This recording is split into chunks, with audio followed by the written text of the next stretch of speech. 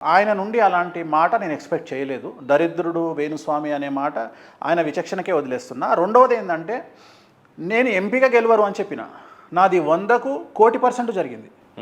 నేను ఆయన ఎమ్మెల్యే గురించి నేను టాపికే మాట్లాడలే. అంటే ప్రధానమంత్రిగా పోటీ చేసినటువంటి వ్యక్తి ఎమ్మెల్యేగా పోటీ చేస్తాడు అని మనం ఊహించాం. ఈ జనరేషన్లో ఈ కలియుగంలో మనం ఆయన చేస్తే ఆయన జాతకాన్ని విశ్లేషించాలి. సో ఎంపీగా పోటీ చేసిన వ్యక్తి ఎమ్మెల్యేగా పోటీ చేస్తాడని మనం కలగనం కదా. ఎంపీ అంటే 7 నియోజకవర్గాల హెడ్. సో ఆయన వదిలేసి ఒక ఎమ్మెల్యేగా పోటీ నేను ప్రిడిక్షన్ చేయలేను. నేను ఏమన్నా ఎంపీగా గెలవడు అని చెప్పిన. బట్ ఆయనను ఆ రోజు విలేకరు అడగగానే వేణుస్వామి అనే దరిద్రుడికి నా విజయాన్ని అంకితం చేస్తున్నాను అన్నారు. నేనేం ఫీల్ కావట్లేదు. ఇప్పుడు దీంట్లో నేను ఫీల్ కావడానికి ఏముంది, వ్యక్తిగత కక్షలు ఉన్నాయి మీకు? ఆయన ఎవరో కూడా తెలియదు. ఆయన ఎప్పుడండి ఏదో మీడియాలో చూడడం తప్ప వ్యక్తిగతంగా ఇంతవరకు ఆయన ఒక్కసారి కూడా కనిపించే నేను కలవలే ఆయనకు. అంటే నేను అనేది అదే చెప్తున్నా. ఇప్పుడు అగ్రెసివ్నెస్ అనేది ఆయన ఎందుకు తిట్టిండో, నన్ను ఆ మాట ఎందుకు అన్నాడో నాకు తెలియదు. కానీ నేనేది ఏంటంటే ప్రతి మాటకు భగవంతుడు నేను ప్రతిదీ రీజన్ లేకుండా జరగదని కోరుకున్నాను, నేను నమ్ముతా. సో ఏదో రీజన్ ఉంటుంది. ఆయన నోటి నుండి నన్ను తిట్టించిండు అంటే ఏదో రీజన్ ఉంటుంది. ఉంటుందా ఆయన భవిష్యత్తు ఏమన్నా బ్రైట్ గా ఉండే? అదే మళ్ళీ నేను అదే చెప్తున్నా మీకు. నేను ప్రిడిక్షన్స్ చెప్పను ఇప్పుడు. మళ్ళీ మీరు ఓన్లీ పోస్ట్ మార్టం చేయండి. ప్రిడిక్షన్స్ మనం చెప్పము. నేను ఏ ప్రిడిక్షన్ చెప్పను, ఓన్లీ పోస్ట్ మార్టమే చేద్దాము. ప్రిడిక్షన్స్ కానీ ఆయన ఎమ్మెల్యే అయిన తర్వాత కనీసం మినిస్టరో చైర్మన్ అయ్యే పరిస్థితులు ఉండే కదా. అదే చెప్తున్నా కదా. ఇప్పుడు అది ఆయన ఎక్స్పెక్టేషన్స్ మనం రీచ్ కాలేము. సో నేను నేను చెప్పదలుచుకున్న పాయింట్ ఏంటంటే ఆయన ఎమ్మెల్యే గురించి నేను మాట్లాడలా. ఆయన ఎంపీగా ఓడిపోతారు అని చెప్పి గెలవరు అని చెప్పిన. అసలు ఎంపీ టికెటే ఆయనకు రాలేదు. బస్ ఇక్కడ వేణుస్వామి ప్రిడిక్షన్ 1,00,00,000% నిజమైంది. సింపుల్. భూ ప్రపంచంలో రేపు ఏం జరగబోతుందో చెప్పగలిగే ఏ మానవుడైనా దేవుడితో సమానం అంటే ఒప్పుకుంటారా? 100% ఒప్పుకోరు. అంటే ఇప్పుడు రేపటి జరిగేపోయే దాని గురించి ఈ రోజే దేవుడినైతే నా సక్సెస్ పర్సన్స్ 100% కదా. కానీ కొంతమంది నన్ను దేవుడిగా భావించవచ్చు.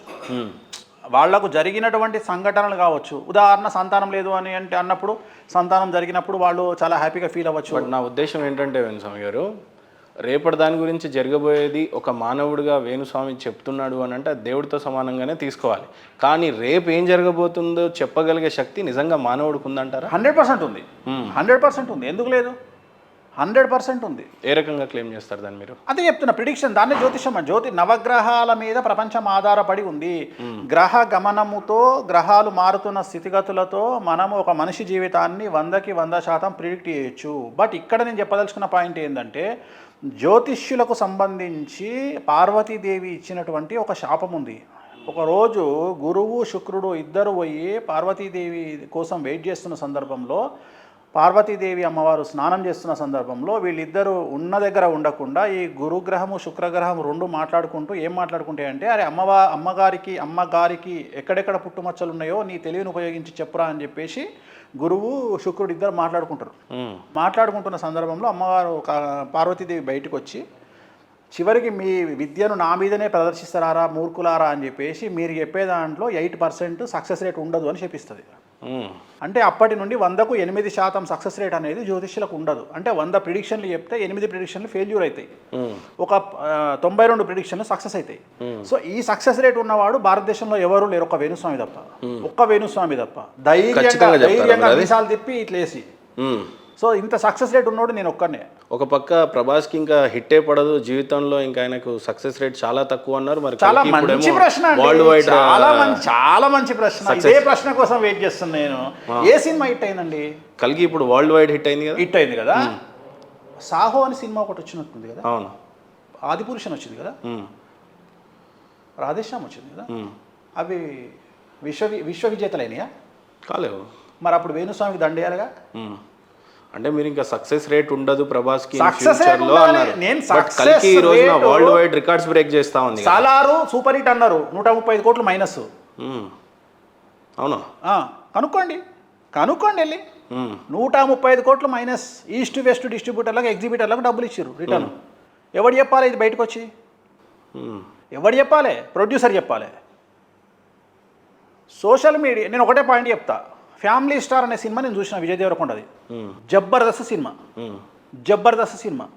నా కుటుంబానికి నేను ఎట్లా రోల్ మోడలో ప్రతి కుటుంబాల్లో ఒక రోల్ మోడల్ ఉంటాడు. ఇవాళ మీరు ఇంత కష్టపడి ఈ స్థాయికి వచ్చి ఒక స్టూడియో పెట్టి ఈ లెవెల్కి వచ్చిర్రు అంటే మీ కుటుంబానికి మీరు రోల్ మోడల్. సో మీకు కనెక్ట్ అవుతుంది ఆ సినిమా. అంటే కష్టపడి వచ్చిన ప్రతి ఒక్కడికి కనెక్ట్ అవుతుంది. సోషల్ మీడియాలో ట్రోల్ చేసే దొంగ నా కొడుకులకు తప్ప ప్రతి ఒక్కరికి కనెక్ట్. సినిమా రిలీజ్ కాకముందే నెగిటివ్ టాకు స్ప్రెడ్ చేసిరు, సర్వనాశనమైంది సినిమా. వీళ్ళు ఉత్తగపోతారా? మనిషిని పొట్ట మీద కొట్టొద్దు, మనసు మీద కొట్టొద్దు, ఈపులో కొట్టండి, కాళ్ళ మీద కొట్టండి, ఎక్కడైనా కొట్టండి, కానీ ఒక మనిషి పొట్ట మీద కొట్టిరు. విజయ్ దేవరకొండ అనే వ్యక్తి పొట్ట మీద కొట్టిరు, ఆయన నాశనం అయిపోయిందిగా ఆ సినిమాతోని తీసిన ప్రొడ్యూసర్ నాశనం అయిపోయిందిగా. ఎంత మంచి సినిమా అది, ఫ్యామిలీ స్టార్ అనే సినిమా. అంటే సోషల్ మీడియా వల్ల ఇలాంటి నెగిటివ్లు జరుగుతున్నాయి. ఇది ఏ సందర్భంలో మాట్లాడినాం మనము? మీరు ఏ సందర్భంలో మీరు ఏ ప్రశ్న అడిగితే ఈ ఆన్సర్ చెప్పిన నేను? కల్కి సినిమా ఈరోజు వరల్డ్ వైడ్ సూపర్ హిట్ సాధిస్తుంది కదా, మరి మీరు చెప్పిన ప్రిడిక్షన్ తప్పు జరిగినట్టుగా. సో పాజిటివ్ పబ్లిసిటీ సోషల్ మీడియాలో పెట్టగానే అయిపోయిందా? ప్రొడ్యూసర్ అనేటోనికి చివరిగా డబ్బులు వచ్చినాయా రాలేదని చూసుకోవాలి కదా. సలార్కి రాలేదు అని అంటున్నాను. సలార్కి రాలేదు, నేను ఇప్పుడు దీని గురించి నేను మాట్లాడను. నేను చెప్పే పాయింట్ ఏంటంటే, ఓకే సలార్ కూడా సూపర్ హిట్ అండి, సూపర్ హిట్, నేను ఒప్పుకుంటున్నా సూపర్ హిట్. మొత్తం 5 సినిమాలు వేసుకుందాము. 5 సినిమాలలో Radhe Shyam disaster, Adipurush disaster, Saaho disaster. మరి 3 సినిమాలు ఫెయిల్ అయినప్పుడు నాకు ఎందుకు మీరు కిరీటం పెట్టలే? నేను అడిగే ప్రశ్నకు ఆన్సర్ చెప్పండి. అంటే నన్ను మీరు ఎక్కడానికి సిద్ధంగా ఉన్నప్పుడు, నాది జరిగినప్పుడు మీరు ఎందుకు వస్తలేరు? ఇప్పుడు మీ ప్రిడిక్షన్ తాత్కాలికంగా ఈ 3 సినిమాల వరకే చూడొచ్చా, లేకపోతే లైఫ్ టైం చూడొచ్చా? ఏ రకంగా? First of all life time చూడండి, లైఫ్ టైం చూడండి. ప్రభాస్కి కాదు, ఎవరికి ఏ చెప్పినా లైఫ్ టైం చూడండి. ఎవరికి ప్రభాస్ నుండి ఒక మిర్చి లాంటి సినిమా మీరు ఎక్స్పెక్ట్ చేస్తారా? ఒక మిస్టర్ పర్ఫెక్ట్ లాంటి సినిమా మీరు ఎక్స్పెక్ట్ చేస్తారా?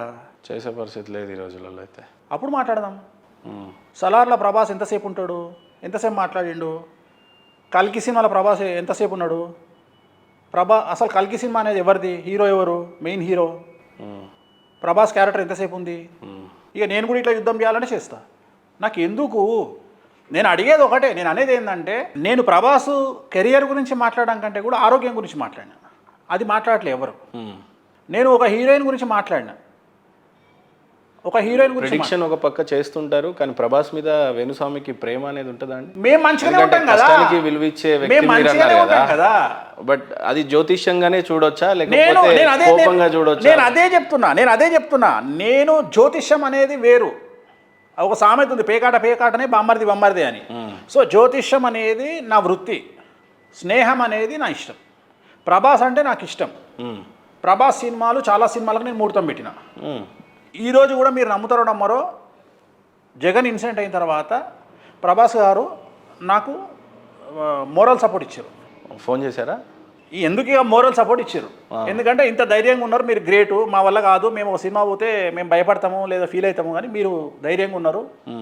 సో నేను పెట్టుకునే అద్దాలన్నీ కూడా ప్రభాస్ గారి కళ్ళద్దాల తాలూకా అద్దాలు ఉంటాయి. అంటే నేను ప్రభాస్ గారు పెట్టుకునే అద్దాలు సేమ్ ఉంటాయి. నా డ్రీమ్ అది. ప్రభాస్ గారు అంటే నా డ్రీమ్ ఏంటంటే, పవన్ కళ్యాణ్ గారు వేసుకునే చెప్పులు కాస్ట్లీ, అలాంటి చెప్పులు కొనుక్కోవాలి అని నాకు పిచ్చి. ఏది అత్తారింటికి దారేది సినిమాలో దేవదేవం భజే అనే టైంలో మన పవన్ కళ్యాణ్ గారు చెప్పులు చూపిస్తారు, మనకు అడుగులు చూపిస్తారు. ఆ చెప్పులు కాస్ట్లీ 35 నుండి 40 వేలు ఉంటాయి. సో నాకు ఆ డ్రీమ్ అది, పవన్ కళ్యాణ్ గారు వేసుకున్న చెప్పులు నేను వేసుకోవాలి అని నాకు కసి నా జీవితంలో. దానికోసం కష్టపడి నేను ఆ చెప్పులు కొనుక్కున్నా. అట్లనే ప్రభాస్ గారు పెట్టుకునే కళ్ళద్దాలు అంటే నాకు పిచ్చి. ఆయన పెట్టుకునే కళ్ళద్దాలు లైఫ్లో మనం ఇవి పెట్టుకుంటే మన జీవితంలో ఒక సక్సెస్ ఉంటుంది, ఎంజాయ్ చేయాలి లైఫ్ అని నేను అవి కొనుక్కున్న తర్వాత ఆయన కూడా నన్ను కామెడీ చేస్తారు, నాకంటే మీరే ఎక్కువ వాడుతూ కళ్ళద్దాలని. సో నేను అనేది ఏంటంటే, ప్రభాస్ గారికి నాకు ఉండేటువంటిది, అట్లనే ఇండస్ట్రీలో నాకు వేరే వాళ్ళకు ఉండే రిలేషన్ అనేది చాలా ఎక్స్ట్రీమ్ ఉంటుంది.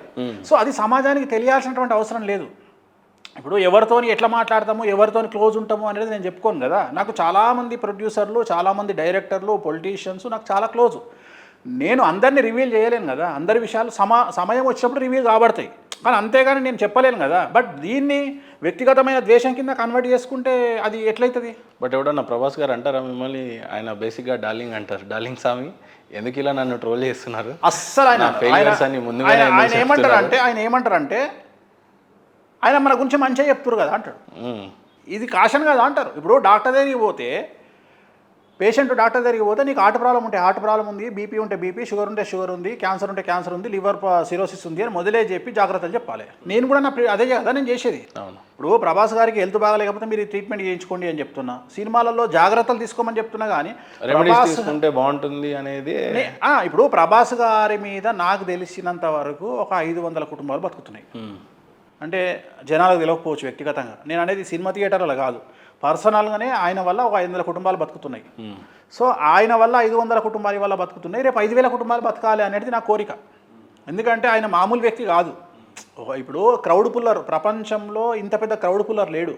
అంటే ఒక సినిమా రిలీజ్ అయితే సినిమాలో ఏముంది అనేది పక్కన పెడితే, సినిమాలో ఏం లేకపోయినా జనాలు మినిమం 500 కోట్లు తీసుకొచ్చి ఆయన ముందు వచ్చిపోతారు. అది ప్రభాస్కున్న కెపాసిటీ. అది మన భారతదేశంలో ఇద్దరే హీరోలకు ఉంది.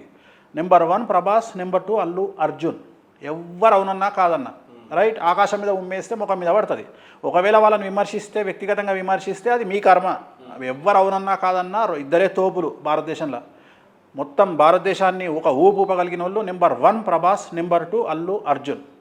సో ఈ ఇద్దరి ట్రాక్ రికార్డ్ అట్లుంది. వీళ్ళిద్దరు క్రౌడ్ పుల్లర్స్. నంబర్ 3 వేణుస్వామి అనొచ్చా? ఏం సంబంధం? వాళ్ళ ముందర రాష్ట్రాలను దేనికి మనం ఇప్పుడు వాళ్ళు ఆయన లెవెల్ వేరు, వాళ్ళ కారణ జన్ములు వాళ్ళు. ఇప్పుడు నేను ఒక మామూలు వేణుస్వామి కూడా కారణ జన్ముడు. నేను అనేది ఏంటంటే అల్లు అర్జున్ లాంటి వ్యక్తి కారణ జన్ముడు, ఒక ప్రభాస్ అనే వ్యక్తి కారణ జన్ముడు. సో ఆయన జాతకంలో అంత పెద్ద యోగాలు ఉన్నాయి. సో ఆయన ఒక కనుసైగా చేస్తే అంత జనాలు, ఇప్పుడు ఆయన మీరు అబ్జర్వ్ చేస్తే ఆయన జస్ట్ ఒక పెద్ద ఏమంటారు, ఒక సుత్తి పట్టుకొని వచ్చిన జనాలు పూనకాలు వచ్చేస్తాయి ఫ్యాన్స్కు. సో అంత పెద్ద హీరో, అంత స్టార్డమ్ ఉన్న వ్యక్తి 10 కాలాల పాటు బ్రతకాలి, 10 కాలాల పాటు సినిమాలు తీయాలి, తెలుగు సినిమా ఇండస్ట్రీ బాగుండాలి, ప్రొడ్యూసర్లు బాగుపడాలి అనే ఇంటెన్షన్తోనే మనం చెప్తాం తప్ప, వ్యక్తిగతంగా ఒక మనిషి నాశనం కావాలి అని కోరుకుంటే ఫస్ట్ నాశనం అయ్యేది నేనే. నేను పురోహితుడిని, అంటే పురోహితుడు అంటే నేను పూజలు చేయకపోయినా పురోహితాన్ని కోరుకునేవాడిని. అందరూ బాగుండాలని కోరుకునేవాడు వేణుస్వామి. అందరూ బాగుండాలని కోరుకుంటా. మీ ఫ్రెండ్షిప్ ఇంత బాగా పెట్టుకొని అనవసరంగా ట్రోలర్స్ మాత్రం ఏదో విజిబిలిటీ, అంటే వాళ్ళకు తెలియదు కదా, వాళ్ళకు ఇవన్నీ తెలియదు కదా. ఇప్పుడు ఉదాహరణ, ఇప్పుడు నేను మన ఫామ్ హౌస్లో పండిన సీతాఫలం ఆయనకు పంపించినాం. ఆయనకు ప్రభాస్ గారికి సీతాఫలం అంటే చాలా ఇష్టం. మా ఆవిడ ఒక ఆర్గానిక్ బ్యాగ్ ఒకటి పంపించింది ఆయనకి. సో చాలా ఇష్టం. ఇప్పుడు మొన్న నేను ఒక బ్లూ కలర్ కళ్ళద్దాలు పెట్టుకోగానే ఎంబడే పెట్టుకున్న 10 నిమిషాలకే నేను స్టేటస్ పెట్టంగానే వాళ్ళ మేనేజర్ ఫోన్ చేసి, స్వామి అన్న అడుగుతున్నాడు, ఈ కళ్ళద్దాలు కావాలి అన్నకు అని చెప్పి ఇమ్మీడియట్గా నెక్స్ట్ వీక్ వాళ్ళు యూరప్ పోయారు, తీసుకొచ్చుకోరు ప్రభాస్ గారు. సో నేను అనేది ఏంటంటే ఇంత ఇంటిమసీ ఉంటుంది. అట్లా ప్రతి ఒక్కళ్ళతోని, ఇండస్ట్రీలో ప్రతి ఒక్కళ్ళతోని నన్ను ఆయన ఏమంటారు అంటే, ఆయన మనకు కొంచెం మంచిగా చెప్తుండు కదా, ఆయన తప్పు చెప్పట్లేదు కదా. ఇప్పుడు వ్యక్తిగత విమర్శ చేస్తే నేను తప్పు, నేను వ్యక్తిగత విమర్శలు చేయట్లా ఎక్కడ. నేను మంచి సినిమాలు ఎన్నుకోమని చెప్తున్నా, మంచి ప్రొడ్యూసర్లను ఎన్నుకోమని చెప్తున్నా. ఒక్క మిస్టేక్ జీవితాన్ని చిన్నభిన్నం చేస్తుంది. ఒక పక్క మనుషులకి చాలా ఐడెంటిటీ లభించిన తర్వాత మీకున్న గుర్తింపు 2 తెలుగు రాష్ట్రాల్లో కొత్తగా చెప్పాల్సిన అవసరం లేదు. కానీ వేణుస్వామి ఎందుకు ఒక పెద్ద చిన్నజీయర్ స్వామి లాంటి ఆశ్రమం కట్టలేకపోయాడు? కొన్ని 4 గోడలకు మాత్రమే పరిమితి అయిపోయి మీడియా వరకే మాట్లాడడానికి సరిపోయే అంతనే వేణుస్వామిని చూస్తున్నారు ఒక పక్క. రెండోది, మీకున్న ఈ జ్ఞాన సంపదని విస్తరింపజేయాలి అని అన్నప్పుడు ఈ హిందూ ధర్మాన్ని ప్రచారం చేయాలి, ధర్మాన్ని కాపాడాలి, లేకపోతే అనేక మంది జీవితాలు మార్చాలి అనుకున్న వేణుస్వామికి కేవలం 4 గోడలు, ఒక ఆఫీసు, ఒక అపాయింట్మెంటు, కొన్ని ఫీజులకు పరిమితం చేశారు మిమ్మల్ని. మీరెందుకు పెద్ద ఆశ్రమం సృష్టించలేకపోయారు? ఒక పక్క సద్గురుని చూసినా, మరో పక్క చిన్నజీయర్ స్వామి లాంటి వాళ్ళని చూసినా మీకేమనిపిస్తుంది? 100% మీరు చెప్పింది కరెక్ట్ ప్రశ్న. ఎవ్వరు ఇంతవరకు విచిత్రమైన విషయం ఏంటంటే, ఐ అప్రిషియేట్ నన్ను ఈ ప్రశ్న అడగలే. నన్ను ప్రపంచంలో రెండో వ్యక్తి మీరు, ప్రపంచంలోనే రెండో వ్యక్తి మీరు. నన్ను ఫస్ట్ ఈ ప్రశ్న అడిగినటువంటి వ్యక్తి నా చిన్నప్పటి స్నేహితుడు, నాకంటే 1 సంవత్సరము సీనియర్ అయినటువంటి కృష్ణమూర్తి అని, ఇప్పుడు పబ్లిక్ ప్రాసిక్యూటరు మన తెలంగాణ ప్రాంతంలో. తను అడిగింది ఈ ప్రశ్న, ఎందుకు ఒక ఆశ్రమాన్ని ప్లాన్ చేయొద్దు అని చెప్పేసి. ఇప్పుడు మీరు అడిగారు, సెకండ్ పర్సన్ మీరు. సో నేనేం చెప్తా అంటే, ఒకే ఒక్క ఆన్సర్, ఆ స్థాయి నాకున్నా ఆ స్టేషన్కు నేను సరిపోను. స్వామీజీ అంటే కొన్ని ప్రత్యేకమైన నియమ నిబంధనలు ఉంటాయి. ఆ నిబంధనలు, నియమాలు నా దగ్గర లేవు. నేను అల్ట్రా పాష్ ఆస్ట్రాలజర్. ఆస్ట్రాలజీ అనేది నా వృత్తి. నేను ఏ గుడిలో పూజారిని కాదు, నేను పురోహితుడిని కాదు, నేను ఊర్లో పురోహితం చేయట్లా, నేను గుళ్ళో అర్చకత్వం చేయట్లా, నేను జస్ట్ ఆస్ట్రాలజర్ని. ఆస్ట్రాలజర్ అనేటువంటిది, జ్యోతిష్యుడు అనేటువంటిది నా వృత్తి, రైట్? ఇది కాకుండా ఇతరత్ర నాకు 190 వ్యాపకాలు ఉన్నాయి. సో కొన్ని నియమాలు ఉంటాయి. అర్చకత్వంలోకి వెళ్తే మీరు ఎలాంటి తప్పులు చేయడానికి లేదు అక్కడ. అంటే మీరు కనీసం ఎంటర్టైన్మెంట్కు వెళ్ళడానికి కూడా నియమాలు అనేటువంటివి అడ్డొస్తాయి. అట్లనే ఒక స్వామీజీ అయితే మరీ ఘోరం ఏంటంటే, ఒక స్వామీజీగా మీరు రూపాంతరం చెందితే మీరు వేసుకునే బట్టలు కూడా మీరు ప్యాంట్ షర్ట్ వేసుకోవద్దు, ఆ కాషాయ వస్త్రాలే కట్టుకోవాలి. సో మీరు లగ్జరీ వస్తువులు వాడడానికి లేదు. సో ఇక్కడ వేణుస్వామి అలాంటి వైపు వెళ్ళకపోవడానికి కారణం ఏంటంటే, మనకు 2 రకాల విమర్శలు ఆస్ట్రాలజర్ను విమర్శించడానికి ప్రతి ఒక్క కుక్క రెడీగా ఉంటుంది. ఫస్ట్ది ఏంటి అంటే, వేణుస్వామి జాతకమే బాగుంటే వేణుస్వామి జాతకాలు ఎందుకు చెప్పుకుంటాడు? అవును, ఇది నెంబర్ 1. దీన్ని బ్రేక్ చేయడానికి నేను ఫస్ట్ లైఫ్లో సక్సెస్ అయి చూపించిన. అరే వేణుస్వామి అంటే ఇగో ఇట్లా బతుకుతాడు, వేణుస్వామి లగ్జరీ లైఫ్ లీడ్ చేస్తాడు, వేణుస్వామి కడుపు నిండిన తర్వాత వేణుస్వామి తోపైనాకనే వేరే వాడికి సలహాలు ఇస్తుండు తప్ప వేణుస్వామి చెట్టు కింద చిలక జోషం చెప్పేటోడు కాదు. వేణుస్వామి ఆస్ట్రాలజీకి రోల్ మోడల్. వేణుస్వామి అందుకని అంత పెద్ద ఎత్తున ఉన్నాడు. అనగానే వీళ్ళు ఏమంటారు, వేణుస్వామికి అన్ని డబ్బులు ఎక్కడి నుండి వచ్చినాయంట, ఇవే కుక్కలు మళ్ళీ.